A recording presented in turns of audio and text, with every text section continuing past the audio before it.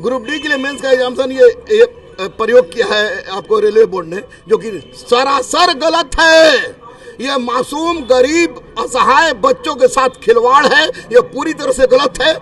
इसलिए अविलंब इस पुरानी प्रक्रिया को बहाल किया जाए, बिना बताए। आप ही सोचिए कि बिना बताए आप तुरंत 20 दिन परीक्षा का बचा हो और परीक्षा में आप CBT 1 और CBT 2 जोड़ दीजिए, वो भी ग्रुप डी में। आप IAS बनाना चाह रहे हैं, आपको बनाना है ट्रैकमैन, बनाना है आपको गैंगमैन, बनाना ग्रुप डी में देना है, और आप इसको दो परीक्षा कर रहे हैं। गलत है, गलत है, गलत है। इसके लिए माननीय मुख्यमंत्री आवाज उठाएं केंद्र सरकार से, माननीय प्रधानमंत्री सामने आए, क्योंकि युवा चिल्लाते हैं तो युवाओं की समस्या का निराकरण करना भी उनका धर्म है। और ये ग्रुप डी में डबल एग्जाम किसी भी दृष्टिकोण से उचित नहीं है। और एक बात सर, जिस तरह ये सडनली आ गया सर, अगर आपको लेना था जिस वक्त फॉर्म भराया तो उसी वक्त नोटिफिकेशन में दे। मैं तो कह रहा हूँ कि इस बार जो हुआ है, आप पता नहीं कौन सा साइंटिफिक मेथड लगा दिए कि आपने 7,35,000 रिजल्ट आना चाहिए था, आपने 3,84,000 या 3,98,000 रिजल्ट दिया है।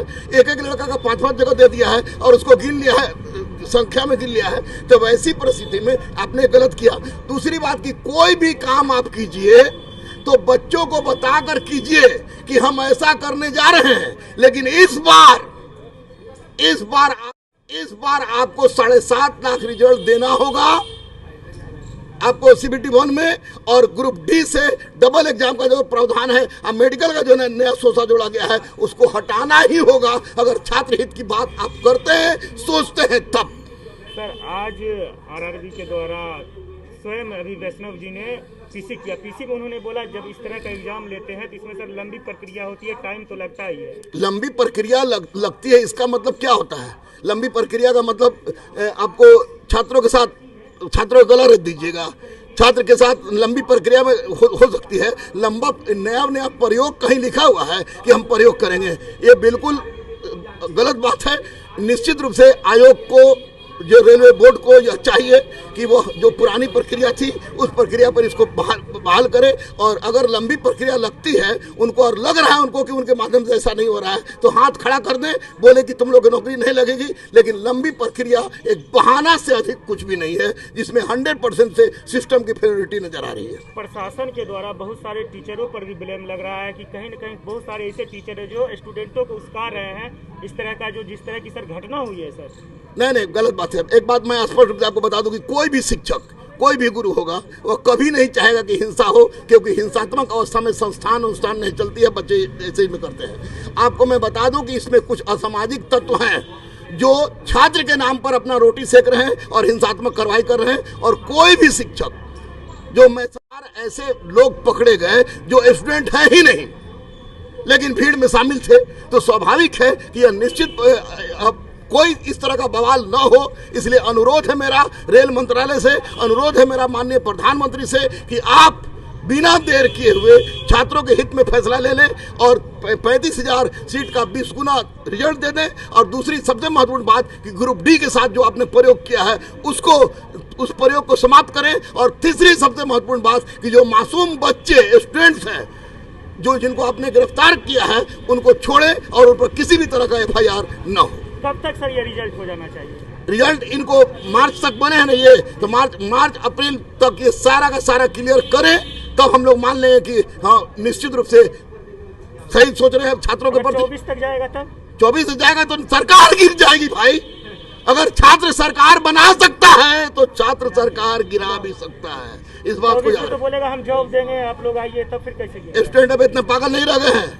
आप स्टूडेंट की परिस्थिति बदलेगी, उस समय शिक्षक सामने आएंगे। उस समय अभी तो शिक्षक का कोई भूमिका नहीं है, लेकिन 24 में अगर रिजल्ट देने की बात करेंगे तो सारे शिक्षक आएंगे, मैं सबसे पहले रहूंगा। और एक बात याद रखिएगा कि अगर छात्र युवा सरकार बना सकता है तो सरकार गिराने की भी क्षमता रखता है। इसलिए 24 को मत ले जाइए, विश्वास टूट जाएगी। उस समय शिक्षक स्पष्ट रूप सामने आएंगे, मैं भी आऊंगा, क्योंकि ये छात्रों के साथ विश्वासघात होगा।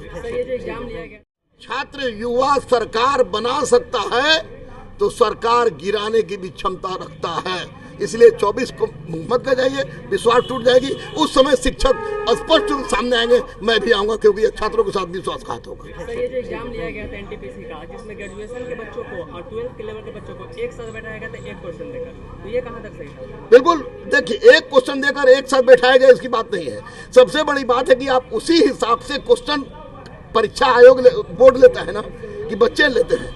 आप नॉर्मलाइजेशन का एक प्रक्रिया है, उसको अपनाइए, और साथ ही साथ एक बच्चा का एक रोल नंबर हो, सब में एलिजिबल हो। बीपीएससी में होता है, सचिवालय सहायक में होता है, आपको हर जगह होता है। तो ये बिल्कुल ही निराधार उनका फार्मूला है, साइंटिफिक फार्मूला नहीं। ये छात्र विनाशकारी फार्मूला है, जो छात्रों के पेट पर लात चलाया जा रहा है, गलत है। कल देखने को मिला था कि छात्रों को लॉज में जाकर उनके रूम में से निकाल कर मारा जा रहा था, और कई छात्र अभी भी जेल में हैं। उनके लिए आप क्या कहना चाहते हैं? जो छात्र जेल में हैं, उनसे मैं प्रशासन से यही विनती करता हूं कि अगर जो रियल में छात्र हैं और बेकसूर हैं, उनको अविलंब बिना किसी FIR के उनको चेतावनी देकर छोड़ा जाए, क्योंकि मासूम बच्चे हैं। और जो असामाजिक तत्व तोड़फोड़ के कार्य में लगे हुए हैं, उनके साथ जितना कड़ा कार्रवाई कीजिए, आप कीजिए, उसके लिए कोई कुछ नहीं बोलने जा रहा है। लेकिन ये जो छात्र को बंद किया गया है, मारा गया है, वह गलत है, गलत है, गलत है। इसमें असामाजिक तत्व घुस गए हैं यार, इसमें छात्र के नाम पर सामाजिक तत्व घुस गए हैं। उनको चिन्हित कीजिए और छात्रों के साथ इंसाफ कीजिए।